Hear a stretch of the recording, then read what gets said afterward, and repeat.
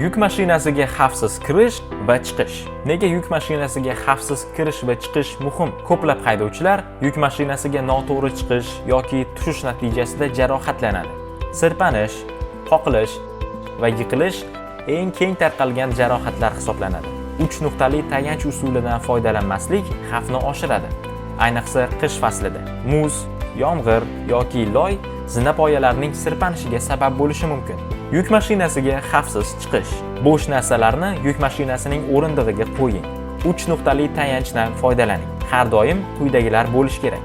Bir qo'lingiz eshik tutqichida, bir qo'lingiz tutqichda, bir oyog'ingiz zinapoyada. Sekin va ehtiyotkorlik bilan yuqoriga ko'tariling va ichkariga kirishda boshqa tutqichdan ushlang. Mos oyoq kiyim kiying. Sirpanishdan saqlaning.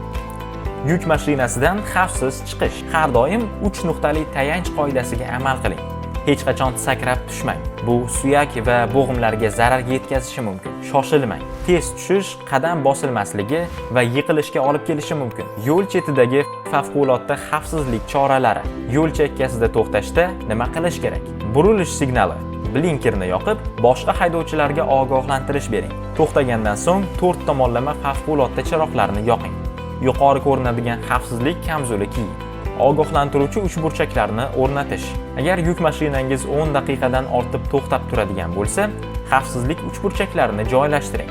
Uchburchaklarni joylashtirishda har doim harakat yo'nalishi bo'ylab yuring. Orqangizni hech qachon harakatlanayotgan transportga qaratmang.